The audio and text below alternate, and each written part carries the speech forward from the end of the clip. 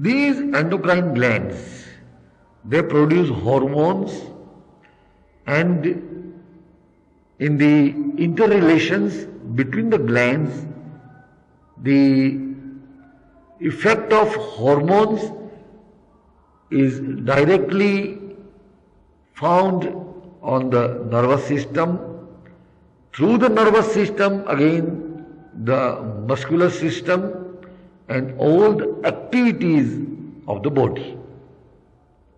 We can understand it by an example that whenever there is a stimulation for anger in a person, the external stimulation is accepted by the brain through the nervous system, and everything is then transformed to the endocrine system through the limbic system, which is situated in the frontal lobe of the brain. This limbic system is directly connected with the endocrine system. From limbic system, certain message in the form of chemical hormones are released, for example, through the pituitary gland, and that affects the thyroid gland or the adrenal gland or the gonads. These are the glands which act under the direct supervision of pituitary gland. The hypothalamus is situated in our limbic system, and it is so powerful that according to the message from the hypothalamus, the pituitary will react, and according to the directions of pituitary gland, the other glands will react. These glands will produce those hormones, say for example the ACTH in the adrenal gland, and that will have a direct effect on the autonomous nervous system through the working of the sympathetic part of the nervous system, which prepares a person for fight or flight. In the case of anger, when a person becomes angry and tries to use his force over other person, the ACTH will stimulate the sympathetic part of our autonomous nervous system, which will ask the body to prepare itself for fighting. The anger produced thus will be expressed in all his actions, in the muscular activities, in the postures of his face and everything, and his behavior, his action will be known as the action of an angry person. This is usually happening every time whenever there is a stimulation and whenever the endocrine glands come into play.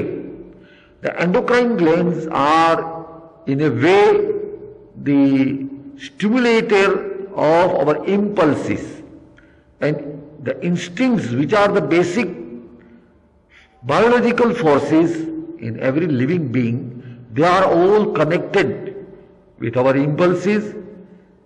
They are the primal drives or the primal urges which have their own existence, basic in our structure, basic in our existence, in our personality, and these all have a very powerful effect on the endocrine working.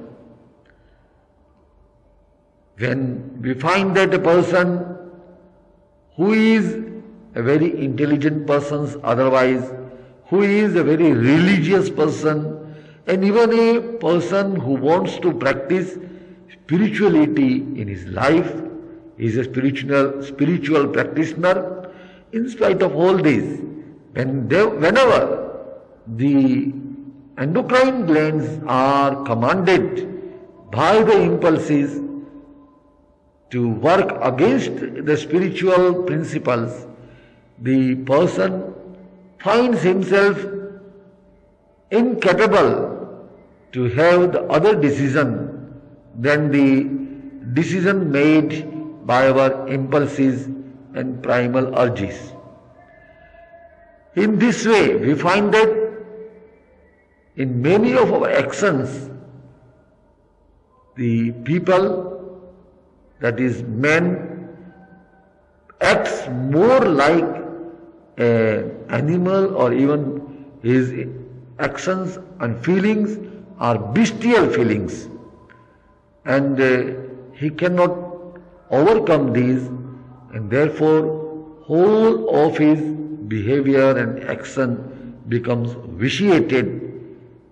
As we can see that all these things result in more and more bondage of karma or contamination of his soul. Therefore, what is required is not only intelligence, but what is nowadays called as emotional intelligence. All our emotions, all our feelings, they are all under the control of the impulses and instinctual drives, and because we cannot overcome through mere intellectual power, we have to create that emotional intelligence through which we can overcome these natural processes or primal drives and activities of our instincts, and we can become more human in our behavior than what we are in our normal life. This is the very important part of our spiritual meditation practice. In this way, we have to understand very clearly the mechanism of our action and behavior in relation to the mechanism of arousal of our impulses, which are caused by our instincts. You know, the instincts may be natural instincts and they may be learned instincts, but the instincts themselves are very subtle forces. They have got their seat somewhere in our unconscious or subconscious mind, and therefore we cannot have a direct impact on them. Whatever we do with the help of our intelligence, that we can do only in our conscious level of mind. In this way, whatever we do with the help of our intelligence in our conscious mind have actually not that much effect on the instinctual or impulsive forces or emotional forces working in our subconscious mind. This practice of perception of psychic centers is very important from this point of view. We can bring about a change at our subconscious mind level or even unconscious mind level through meditation, through the learning of perception of our psychic centers, and in this way we can do what we desire to do, what we hope to do, what we resolve to do. You know, there are many people in the world who make a resolution in the morning. They make a strong resolve, I will not lose my temper today. But alas, he finds that very next moment when there is some incidence in which his anger is stimulated from within, he cannot overcome the anger, he indulges in anger very badly, and all the repercussions occur automatically.